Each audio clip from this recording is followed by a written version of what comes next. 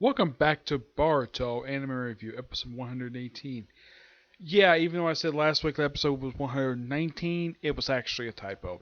Yeah, it was basically a mistake on my part. Yeah, last week was actually 117, it's 118. This one's reviewing the 119th episode of the anime, of Boruto Naruto Next Generations, Konohamaru's Ninja Way, which is also the conclusion of this mini arc. Yes, the Roman arc.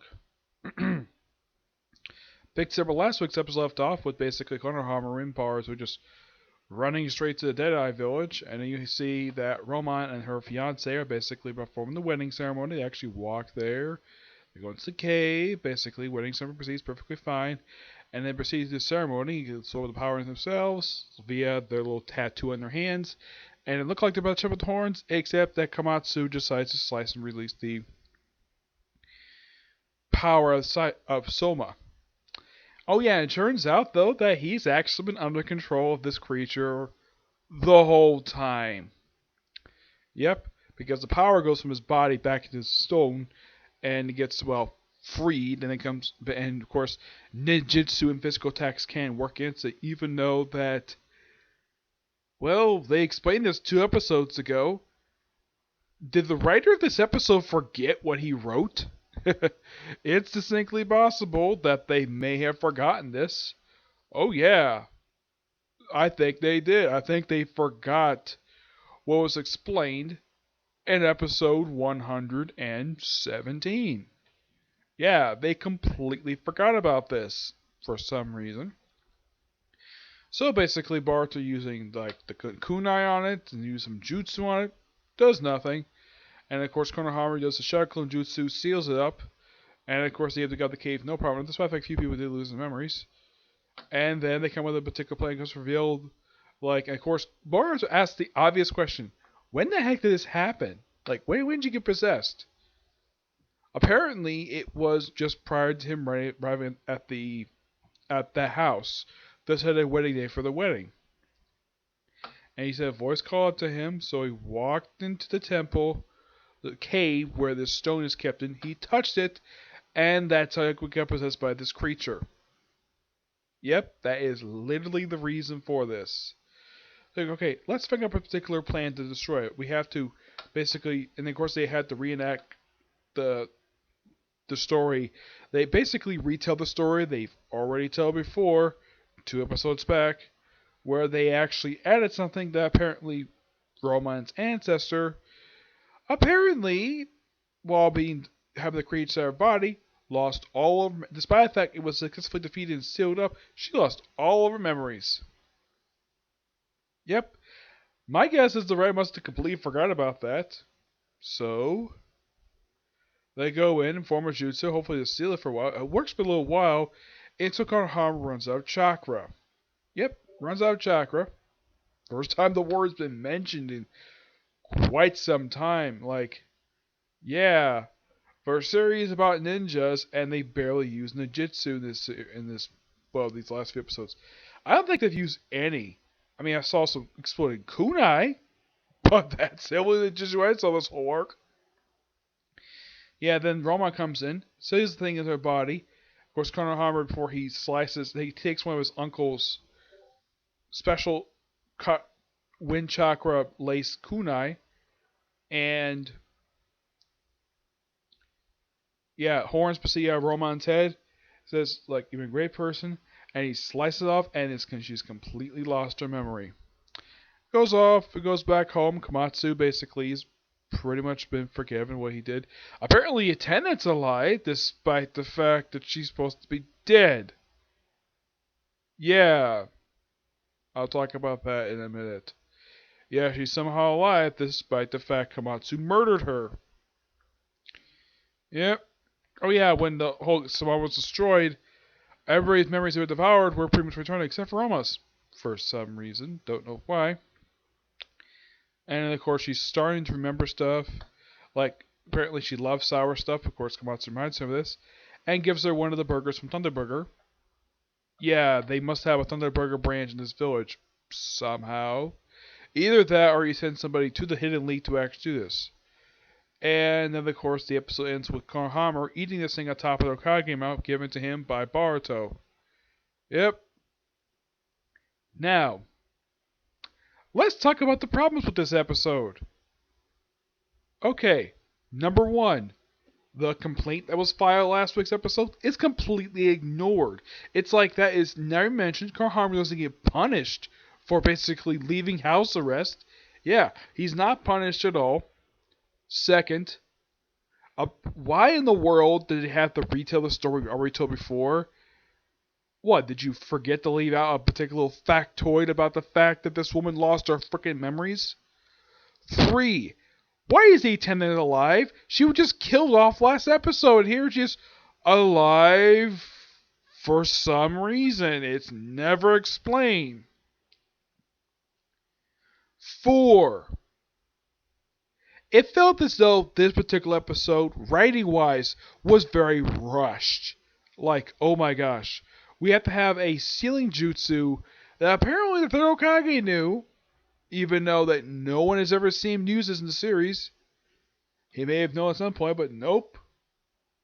Oh yeah, and the monkey thing. Happy to see the monkey thing. I was hoping to see the Monkey King. But no, we have this little mini chimpanzee. Couldn't see the Monkey King for some reason. I don't know why. Also, did apparently this arc forget the fact these characters know jutsu? Yes, apparently they completely forgot that little factoid because aside from the sealing jutsu and the summoning jutsu, the only jutsu I saw in this whole arc in the past 4 episodes was the Gale Wind thing, which is basically a Hyuga clan jutsu. Yes, probably because the reason why Boruto knows that is because his mother is part of the clan, so he probably was taught that maybe by her or by his aunt Hanabi, or maybe his grandfather probably taught it to him. Yeah, but it's like you finish watching this episode, like, did this episode retcon a lot of stuff from the previous episodes that we just had? Now, anybody can tell by last week's episode that this episode will be the finale. Fine, but this finale is like very rushed. Yes, it wasn't a terrible finale per se. It was very good ending to the episode, a good ending to it. But my gosh, like, why in the world the retcons and why are stuff being ignored? Oh, by the way, next week's episode, apparently this is not even brought up at all. The fact that Konohamaru basically escaped from house arrest. Yeah, we don't even see the outside of Konohamaru's house. Like, oh yeah, he's under house arrest for some reason. Oh yeah, and Konohamaru won't bother to explain to Naruto from last week's episode of why he basically decided to complain thing in the first place. Yep. Nope. He never explained. Yeah, I looked it up. Apparently each episode has a different writer to it. Yes. A different writer. It's almost like of these 4 episodes that apparently we couldn't have a consistent writer. Yeah, I'm looking at this like online. That apparently in the past 4 episodes we can't have the same writer work on a particular arc.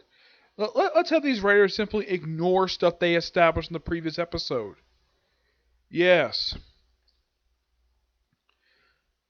Yeah, I think the whole thing of the Komatsu was being possessed by the Soma, that was an obvious cop-out, basically, of what it was. Yeah, it was simply a cop-out. That was somewhat an obvious reason, because one thing I noticed, though, once he stopped being possessed by Soma, his eyes turned back to normal. I was wondering, was he remember a Hyuga clan with his Byakugan-style eyes? Yeah, that was never explained. It took until this episode to explain, oh yeah, he was possessed by that creature all along. Excuse me. And the fact that, well, never bother telling anybody what his cold attitude. So yeah, with the end of this particular arc, Konohamaru does not get any punishment for disobeying orders. Boruto gets pretty much nothing. Oh yeah, and the characters who show up in this arc aside from Konohamaru and Boruto, yeah, Sadara does nothing this whole arc. I mean, nothing. She's there for the opening episode and the third episode, does pretty much nothing. Same thing with Chocho. I'm sure when Edgar gets up these episodes, he's going to be very disappointed with this arc. Because this arc was somewhat disappointing, like potential, oh yeah, we have potential girlfriend for Konohamaru, and we decided to throw that away for like no reason at all. So it's almost like this arc was kind of a waste of time. But Konohamaru did get to see some character development, not much. I mean, I do appreciate though that basically Boruto himself was there. I mean, yes, the whole thing was Konohamaru centric, which is fine. I have no problem with the fact this was focused on him. This is not boring per se. It's just that, well, this arc was, in my honest opinion, a disappointment. Yes. Aside from the fact it was good performances by the voice actors and good animation, it's not a terrible arc. I mean, it's not as, let's say, as bad as, let's say, the final arc of Pandora Hearts. At least that was a little more inconsistent than this was. I mean, if you look at, let's say, the first 3 episodes, it felt very consistent. And then by this episode, it's kind of like, okay, let's just undo a lot of the stuff we established from the last 2 episodes for like no reason at all. Yep. Oh yeah, and also why that Roman was cold to them in the first episode. Never explained. It's completely ignored by the next episode. Yeah. So it's kind of like Boruto and Konohamaru were basically leaving the village on not an official assignment per se. They're not. See, a lot of ninja basically, if they leave the village, unless of course they have permission to do so, because they're very tight in security, they know be punished. Do Boruto and Konohamaru get punished? Nope, they don't. It's almost like, well, we have Sasuke's arc coming up. Let's just ignore this arc. Let's just ignore this arc ever happening. At least in the case of the last major arc of the anime involving, like, team, Sasumi's team, that was good. That was a very good arc, and it was actually felt as though it was developing something. This felt as though we had very little development. Konohamaru was part. I mean, yeah, we got a little bit of backstory.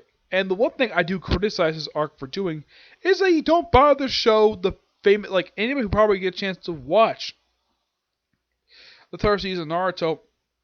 There's not even a clip from the show showing his battle with Orochimaru. And of course, well, he kind of mentions the Death Reaper's. He kind of mentions, not by name, the Death Reaper's seal. We see an image of it. I mean, I get why Konohamaru doesn't want to use it because, well, he probably doesn't know how to use it. And 2, it's a forbidden jutsu. He probably get more trouble to use that than basically just break into someone else's village. Yeah, and yeah, it's kind of felt as though this ending was very rushed. Like I said, rushed ending to this particular arc.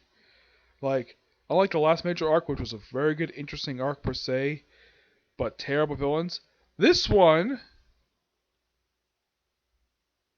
had barely any villains anyways. I mean, the main villain was simply a creature that had no physical form. That's your villain? That's stupid. Really stupid on a part of the anime to do. Like, we think it's this woman's fiance was the main villain. Nope, he was possessed all along. It's almost kind of like that they just didn't care. That's my aspect anyways, okay? So yeah, that's it for this particular view. I was hoping to do Super basically with this video, but nope. It's not been uploaded yet. I'll check soon. If it's not been uploaded by the time I finish putting this video up, it will probably, the next video will probably be a review of the next arc. First arc I'm going to review from the Pandora Hearts manga. Okay? But see you next view. Bye.